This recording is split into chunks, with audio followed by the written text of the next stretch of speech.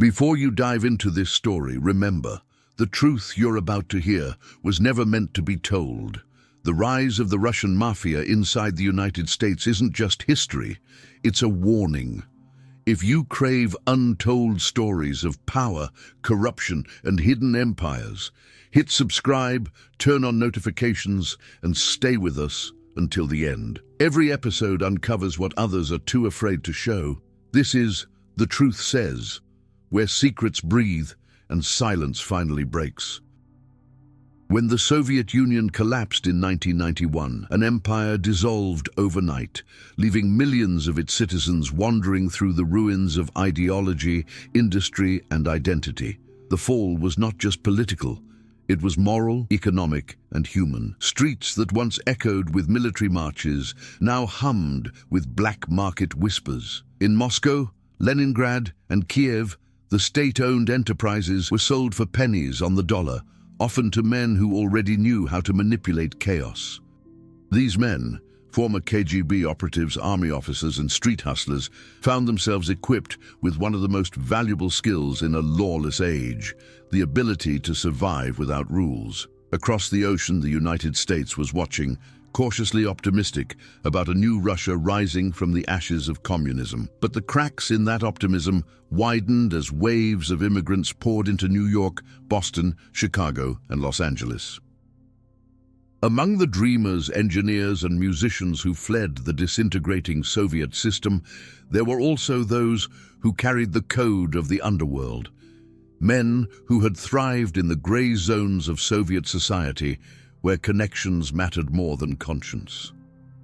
Brighton Beach, a quiet seaside neighborhood in Brooklyn, became their natural landing point. Once known as Little Odessa, it transformed in the 1990s into something more complex, a city within a city, where Russian was the language of the streets and loyalty was the only law that mattered. For most Americans, Brighton Beach was an exotic mystery, an enclave of foreign signs, smoked fish, and melancholy songs. But for those who looked closer, there were subtle signs of a growing power. Lavish restaurants filled with men in leather jackets and gold chains who spoke softly and carried themselves with the quiet authority of those accustomed to command. The waiters knew their names, the police looked the other way, and the locals whispered legends about money being moved in suitcases and debts paid in blood. These were not mere gangsters. They were entrepreneurs of fear, testing the limits of a new country's tolerance. The 1990s in Russia had been a time of privatization, the chaotic redistribution of national wealth into private hands. The same pattern repeated itself in America's Russian diaspora, only now it was underground. The men who once smuggled cigarettes and electronics in Moscow began smuggling cars, weapons, and narcotics through the American ports. They exploited the cracks in customs, the naivety of US authorities unfamiliar with post-Soviet tactics, and the vast cash economy of immigrant life. With the American dream as a perfect disguise, they built a network of trust that spanned continents. At the heart of this rise was a cultural code rooted in Soviet prisons, the vor v zakone, or thief-in-law. These were not ordinary criminals, but men initiated through rituals older than the Kremlin itself. Their tattoos were symbols of rank, their silence a weapon. When they arrived in the United States, they brought not only their families, but also their hierarchies. Power was never random. It was structured, disciplined, and inherited. Every business deal, every shipment, every new contact in a government office was another thread in the growing web of influence that stretched from Brooklyn to Moscow. One of the first major figures to emerge from this landscape was Marat Balagula, a former Soviet black market operator who had made a fortune running gasoline fraud schemes in New York. To the untrained eye, Balagula looked like a legitimate businessman, polite, educated, and calculating. But behind his calm exterior was the mind of a strategist who understood the American system better than many Americans themselves.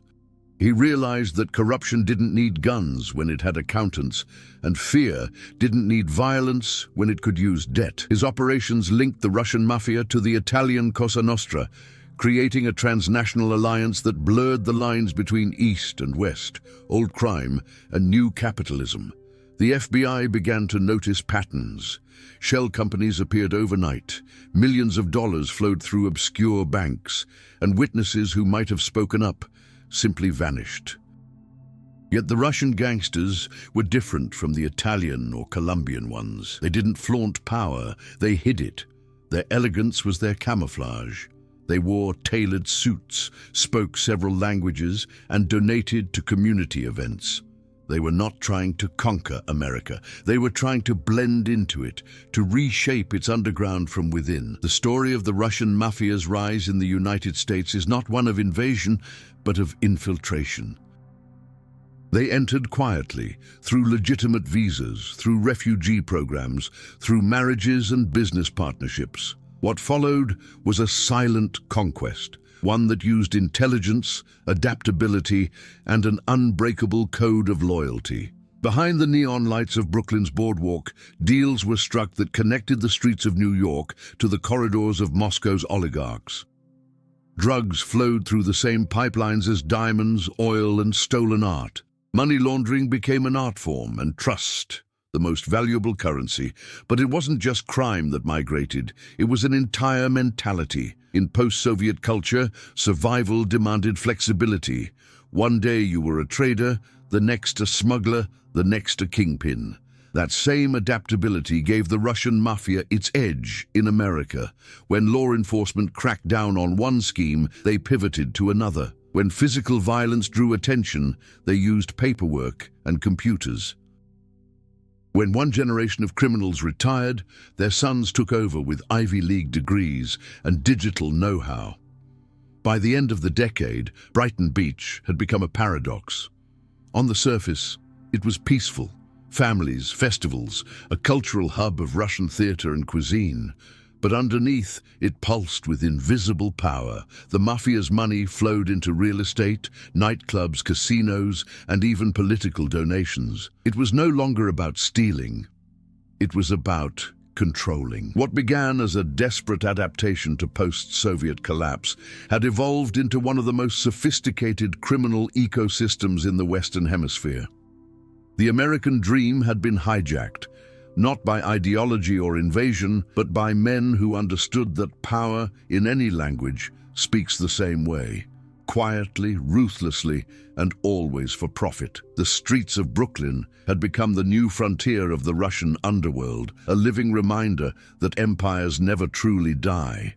They simply find new homes. By the mid-1990s, the Russian underworld in America was no longer a collection of scattered hustlers in Brighton Beach. It had matured into an organized network known by many names, but one stood out among investigators: the Russian brotherhoods. They were not bound by blood, religion, or nationality. They were bound by profit, secrecy, and a shared past in a country that had taught them that survival required breaking rules before rules broke you. In the United States, these brotherhoods discovered a playground of opportunity, a land where corruption could wear a suit, and law enforcement was still learning to pronounce their names. The brotherhoods did not appear overnight.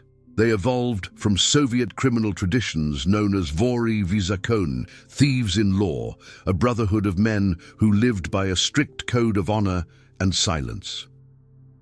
In the USSR, they were legends whispered about in prison cells and marketplaces. In America, they became entrepreneurs of chaos. At first, they specialized in familiar trades, extortion, smuggling, and black market currency exchange. But soon, they adapted to the capitalist landscape. In the United States, they didn't need to hide behind ideology or propaganda. They could operate openly through corporations, offshore accounts, and complex webs of shell companies. Their first deals were as audacious as they were ingenious. They realized that America's financial system, vast, decentralized, and overflowing with cash, could be manipulated by anyone with enough nerve and knowledge. Russian gangsters began investing in small trucking companies, used car dealerships, and fuel distribution businesses. But these were only fronts. Beneath the paperwork, they laundered millions through the sale of ghost gasoline, fuel-taxed, sold, and resold without ever reaching a pump. This was the dawn of the gas tax fraud empire, an operation that would soon cost the US government billions and transform Russian crime into a national threat. The Brotherhood's strategy was simple: use American systems against themselves. They bought loyalty instead of demanding it. They understood that a bribe could open more doors than a bullet, though they never hesitated to use the latter when persuasion failed. They hired lawyers, accountants, and brokers who knew how to make money disappear legally. In a country obsessed with profit, they blended in perfectly. Within this growing network, names like Vyacheslav Ivankov, better known as Yaponchik, began to circulate in both underworld circles and FBI reports. Ivankov was no ordinary mobster. A legendary vore from Moscow's prisons, he was sent to America to unite the feuding Russian factions and bring order to their chaos. When he landed in New York, he treated it as a new empire waiting for structure. Under his leadership, the Russian brotherhoods began to function like a multinational corporation. Every operation had hierarchy, logistics, and a clear profit chain. Brooklyn became the boardroom. Miami, Chicago, and Los Angeles were its branches. But power came with attention. The FBI, long focused on Italian mafia families like the Gambinos and Genoveses, suddenly faced a new enemy they couldn't infiltrate easily. The Russians didn't speak, didn't trust outsiders, and operated across international borders with frightening efficiency. Their communication lines were encrypted, their witnesses vanished, and their money trails led through offshore havens in Cyprus, Switzerland, and Israel. For every operation the FBI dismantled, two more appeared, smarter and more sophisticated. One of the Brotherhood's most profitable ventures involved the intersection of crime and culture. Many Russian immigrants were skilled artists, jewelers, and dealers in antiques. The Brotherhood saw opportunity in this. They began smuggling stolen art and precious stones from Eastern Europe into American markets. Galleries in New York unknowingly displayed pieces that had been stolen from museums in Moscow or St. Petersburg. In some cases, the art was sold multiple times. Each sale, another layer of laundering that washed dirty money clean. The Brotherhood also understood that reputation was power. Unlike street gangs, they cultivated an image of intelligence and refinement. Their leaders were often seen in fine restaurants, surrounded by lawyers, businessmen, and occasionally politicians. They avoided the flashy violence of their Mexican or Colombian counterparts. When they killed, it was clinical, surgical, and invisible. A good hit, one FBI agent later said, was one that looked like a heart attack or a car accident. Yet their influence extended far beyond organized crime. Russian money began seeping into legitimate American industries: construction, banking, nightlife, even film production. Some of these investments were real, others were fronts for laundering. A nightclub in Manhattan might double as a meeting point for brokers who moved millions across continents. A real estate project in Miami might be financed with profits from smuggled oil or stolen weapons. Each layer made prosecution nearly impossible. By 1996, the Russian brotherhoods had carved their names into the American criminal map. The FBI's Organized Crime Task Force was forced to acknowledge a grim reality. The Italian Mafia's monopoly was over. The Russians operated without the old codes of territory or ethnicity. They didn't care who ruled the streets, only who controlled the money, and their money reached everywhere. But behind their apparent success, tension simmered. Rivalries between factions from Moscow, Odessa, and Georgia began to surface. Old Soviet grudges resurfaced in American soil. Deals made in Brighton Beach were undone by betrayals in Moscow. The brotherhoods had built their empire on unity, but greed, the same fuel that had powered their rise, now threatened to tear them apart. Meanwhile, law enforcement closed in. Undercover operations infiltrated fuel companies, wiretaps captured snippets of Russian conversations, and new RICO laws were being tested against this foreign menace. Yet the brotherhoods adapted. When gasoline fraud became too risky, they shifted to credit card scams, cyber theft, and stock manipulation. Their evolution was relentless. They were learning from America even faster than America was learning from them. The story of the Russian Brotherhood's first American deals is the story of a system exploited by its own openness. In a land built on freedom and opportunity, they found a perfect disguise for corruption. They didn't storm the gates, they bought them. By the end of the 1990s, what had begun as small criminal circles among immigrants had grown into an empire of influence that touched Wall Street, Washington, and beyond. It was no longer just about making money. It was about proving that power could travel across oceans, change its language, and still remain unbreakable. The Russian Brotherhoods had arrived, and America, with all its laws, ideals, and illusions of control, had no idea how deeply they had already been conquered. By the late 1980s and throughout the 1990s, the Russian Mafia had found its golden goose, a crime so profitable and so complex that it rivaled Wall Street in its sophistication. It wasn't drugs or weapons that built their first American fortune. It was gasoline. The operation began quietly, hidden behind legitimate fuel companies, but within a few short years, it evolved into one of the largest tax fraud schemes in U.S. history, known later as the gasoline bootlegging empire. What made it truly astonishing wasn't just the billions stolen, but how invisible it remained for so long. The masterminds weren't reckless gangsters. They were mathematicians of deceit, businessmen of corruption, and killers of silence. At the center of this empire stood Murat Balagula, a name whispered with a mix of awe and fear across Brighton Beach. Balagula was unlike any American mobster. He didn't wear flashy jewelry or speak in threats. He wore tailored suits and quoted Tolstoy.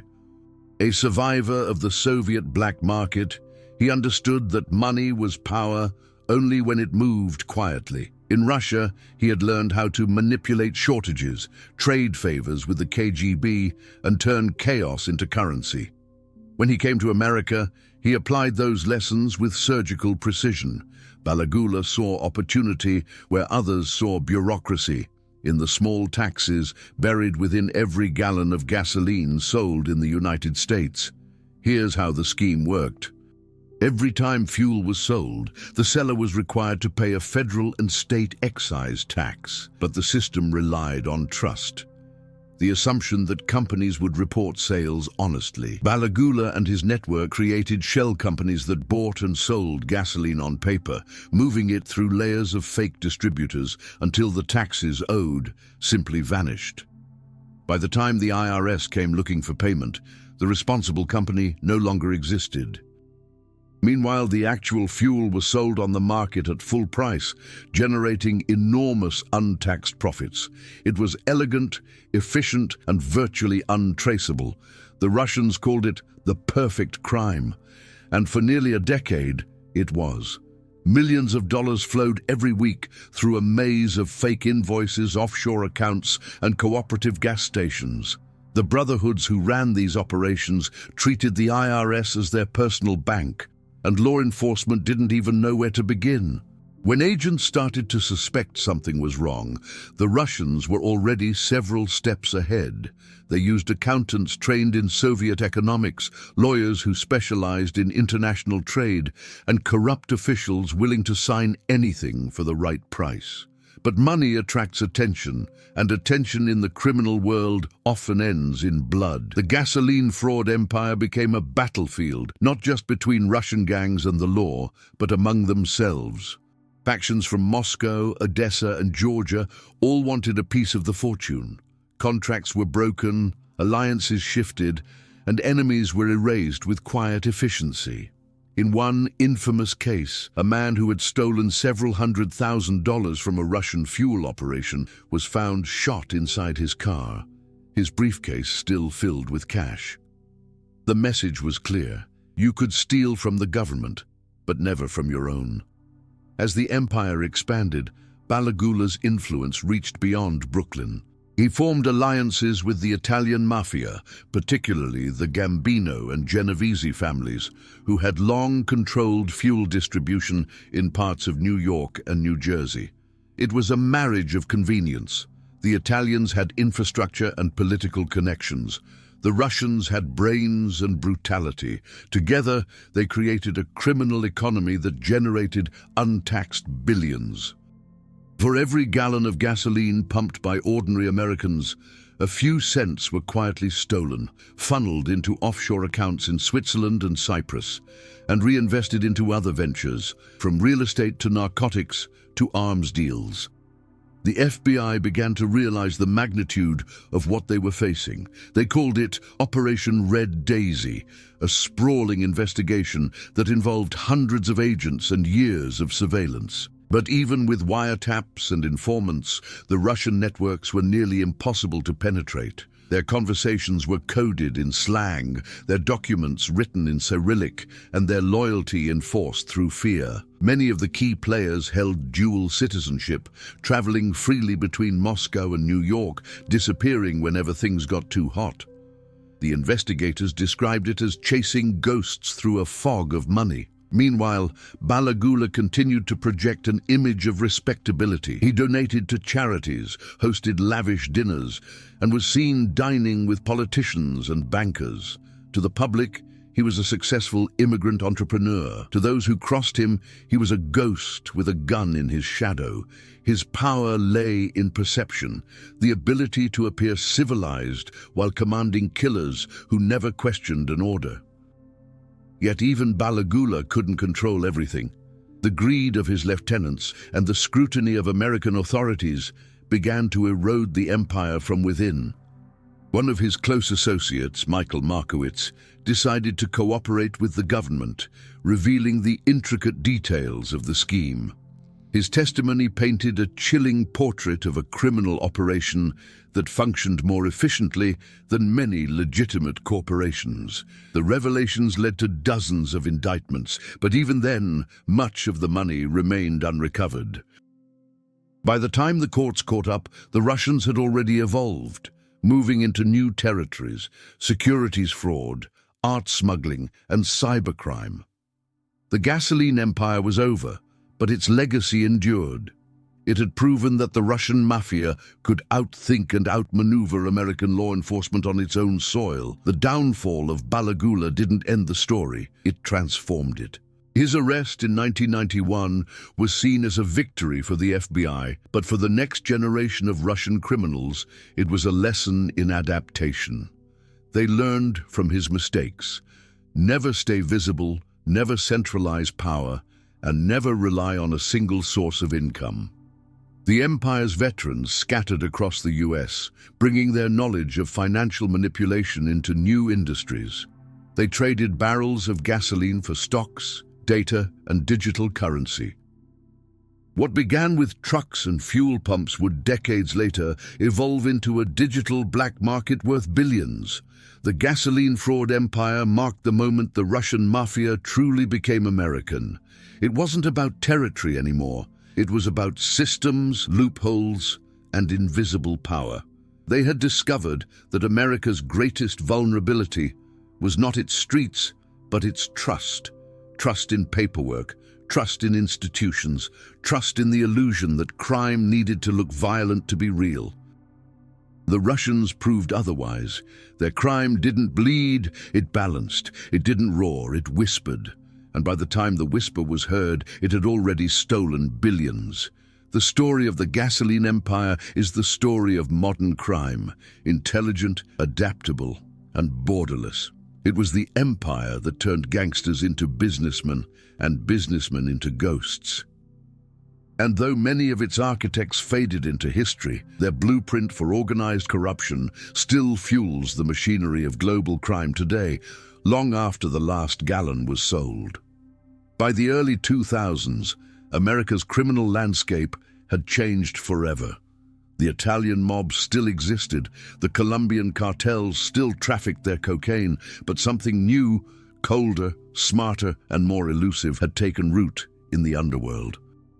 The Red Mafia, as journalists and FBI agents began calling it, had fully arrived. It was not just another foreign gang, it was a multinational empire that spoke the language of capitalism better than most American corporations. Its members didn't fight for neighborhoods, they fought for influence, for invisible control over money, information and fear. And the American underworld, long dominated by old ethnic hierarchies, soon realized that these Russians weren't there to compete.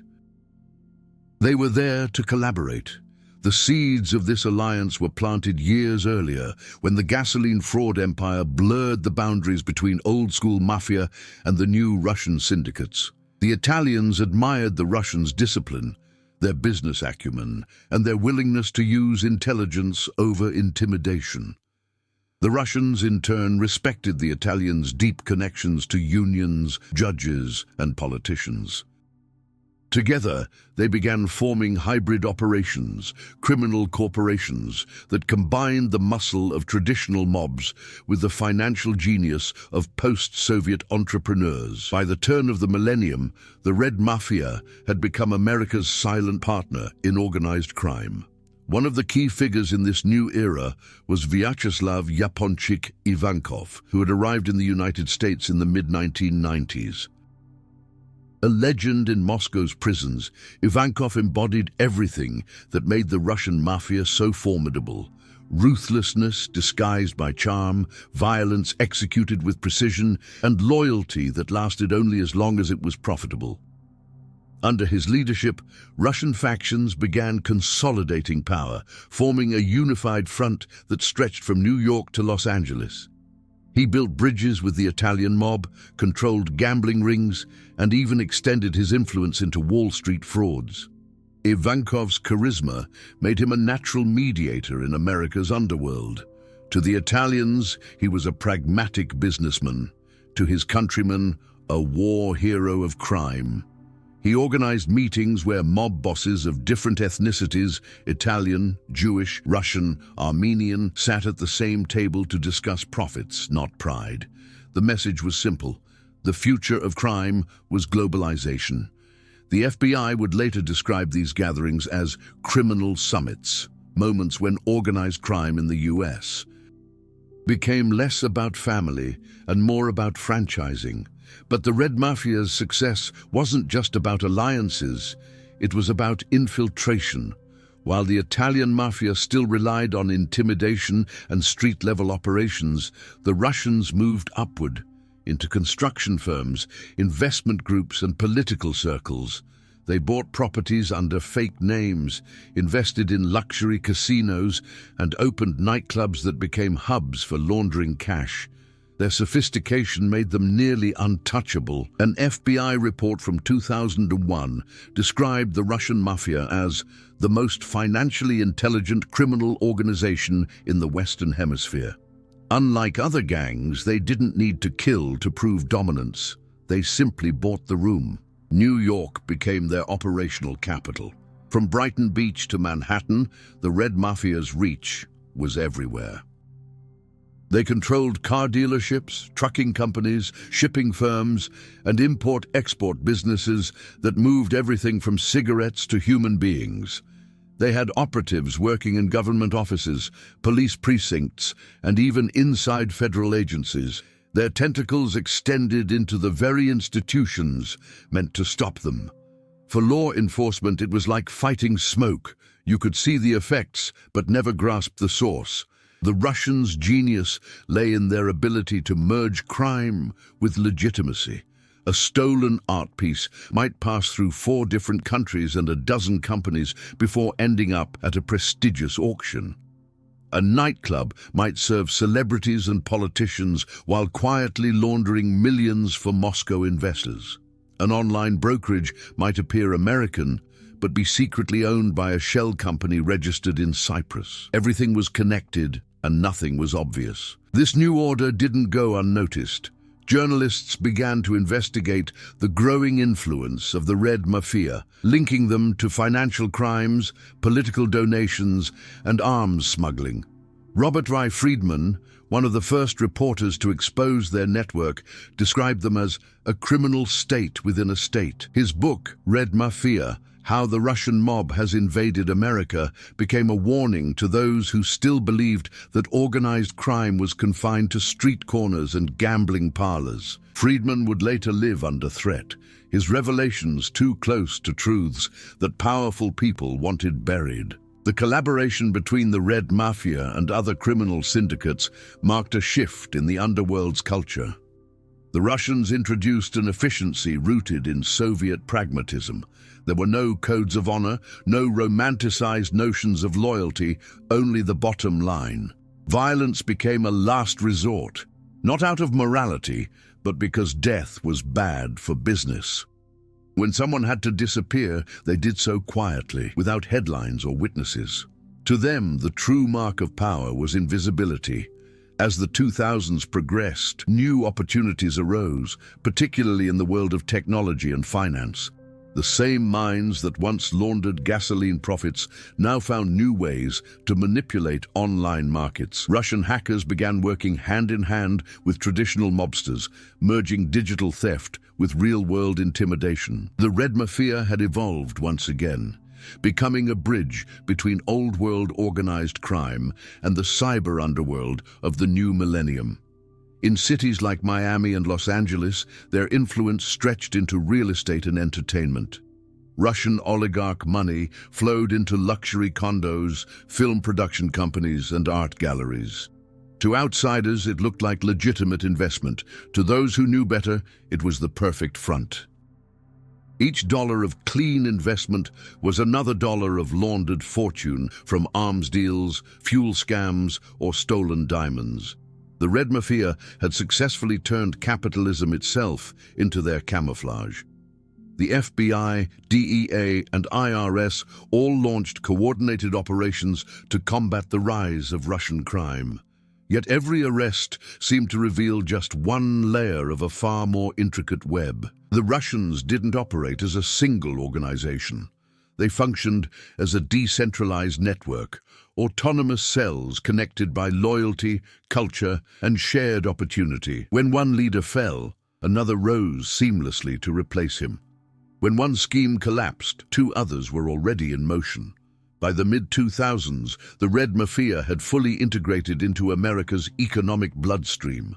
They didn't just influence the underworld, they redefined it. They were no longer foreign intruders. They were partners, investors, power brokers. The American dream had been rewritten, and its new authors spoke Russian.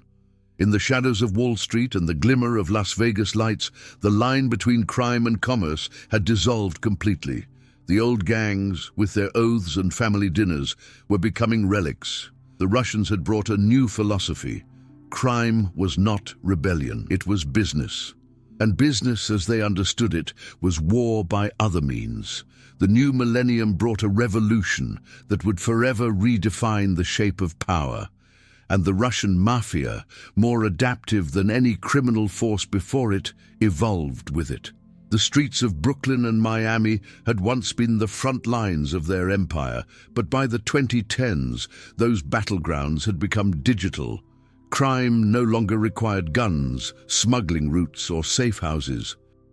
All it needed was a laptop, an encrypted connection, and someone ruthless enough to exploit the endless possibilities of cyberspace.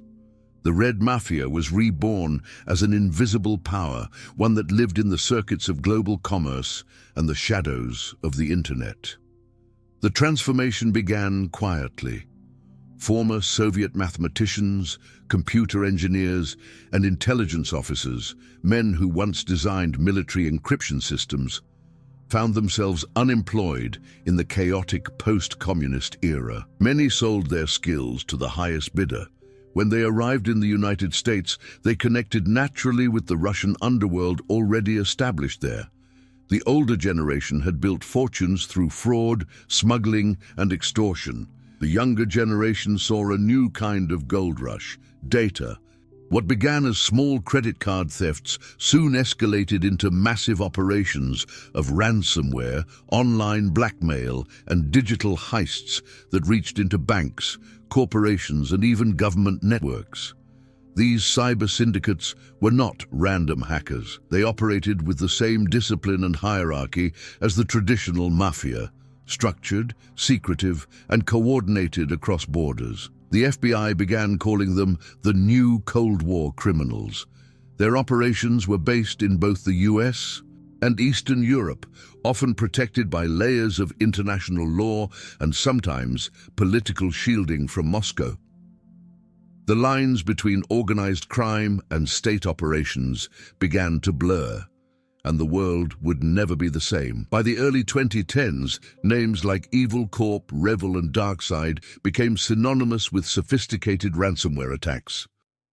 These groups were not freelancers. Many investigators suspected they had roots in Russian criminal clans connected to the same networks that once controlled the gasoline and real estate empires in America. But now, instead of fuel or cocaine, their product was stolen data. They would hack into corporations, lock down their systems, and demand payment in cryptocurrency, usually millions, to restore access. The brilliance of this model lay in its anonymity. Bitcoin, offshore accounts, and encrypted chat rooms replaced the smoky backrooms and briefcases of cash.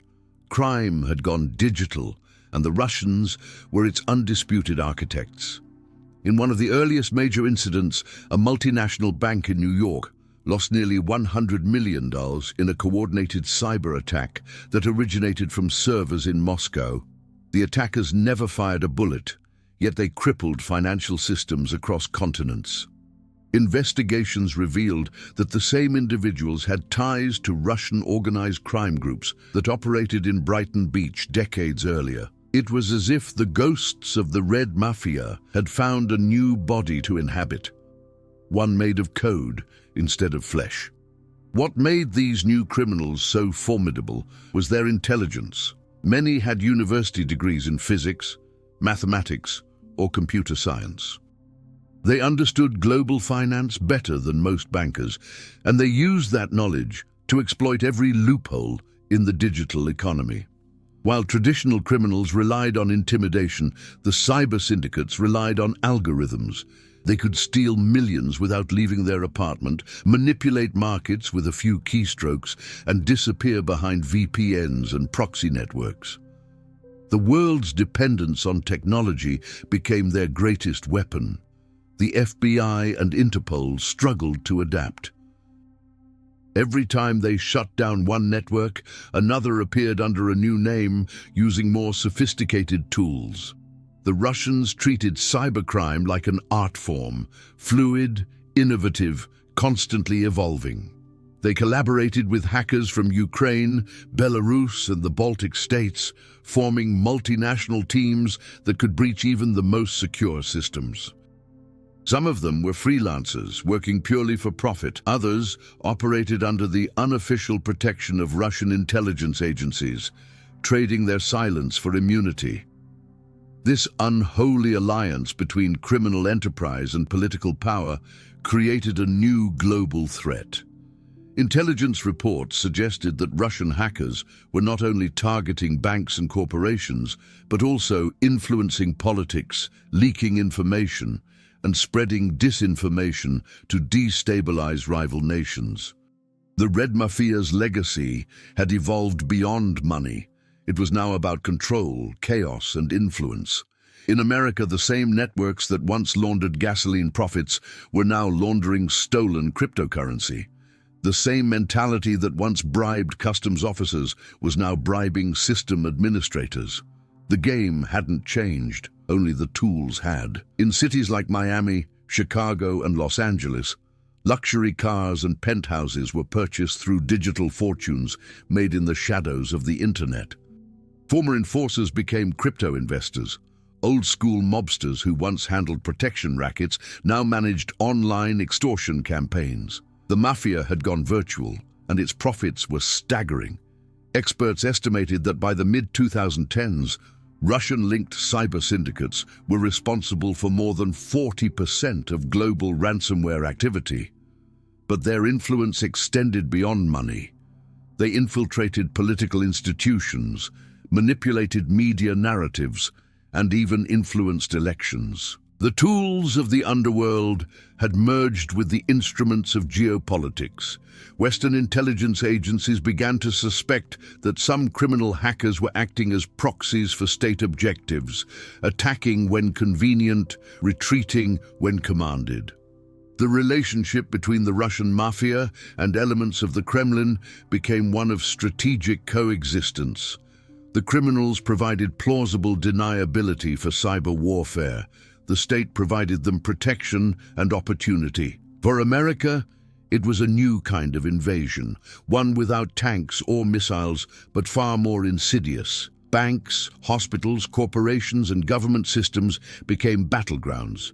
Data was the new currency, information the new weapon. Every breach, every leak, every ransomware attack carried echoes of the same philosophy that had driven the Red Mafia since its inception. Power comes not from force, but from control.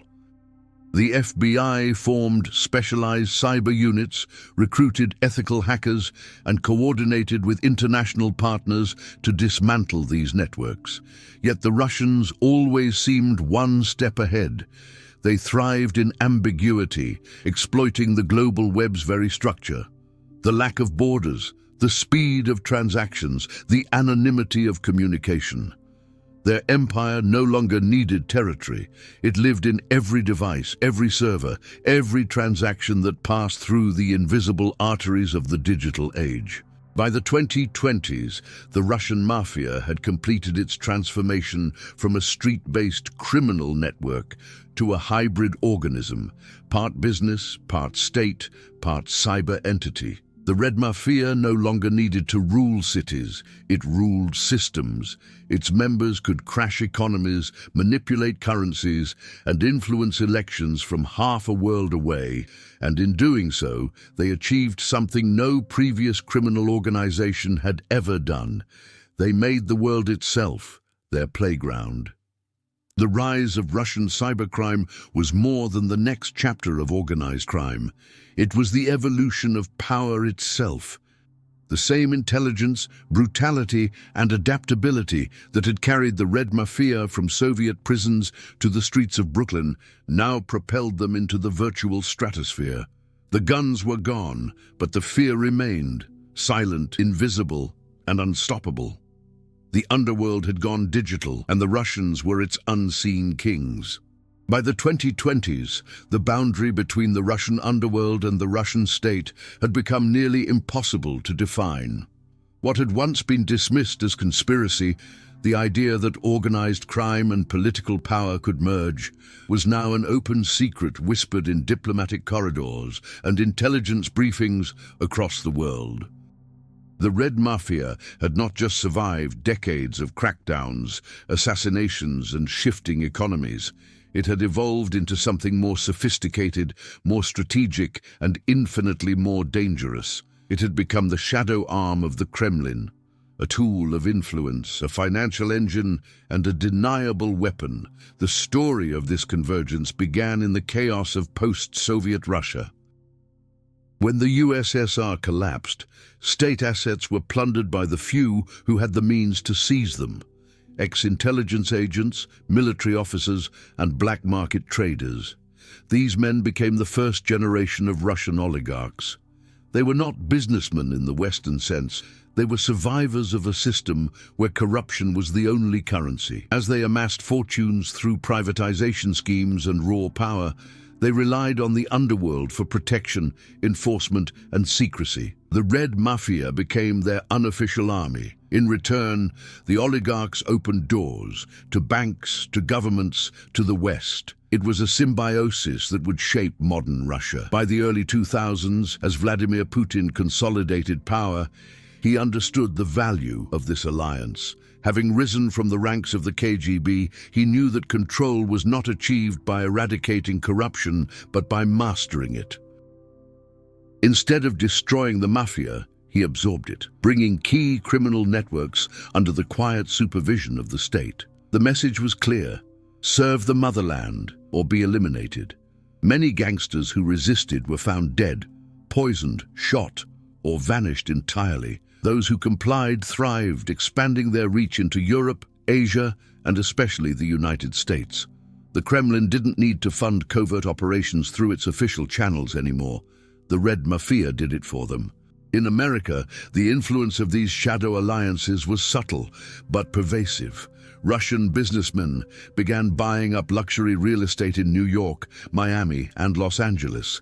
Penthouses paid in cash, shell companies registered offshore.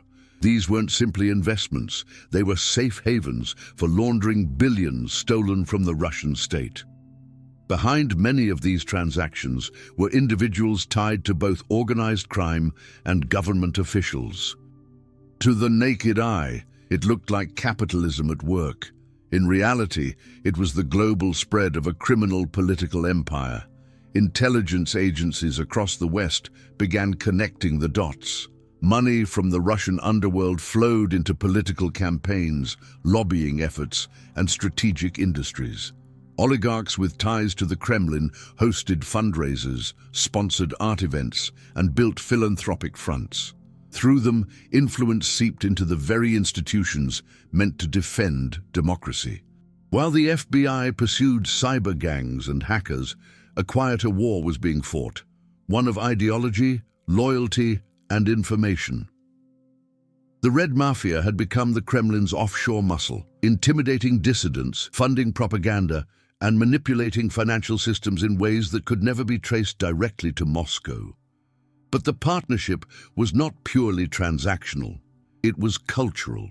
The Russian state and the Russian underworld shared the same philosophy: survival through strength, wealth through control, and truth as a tool of manipulation. Both operated in a moral gray zone where legality was irrelevant.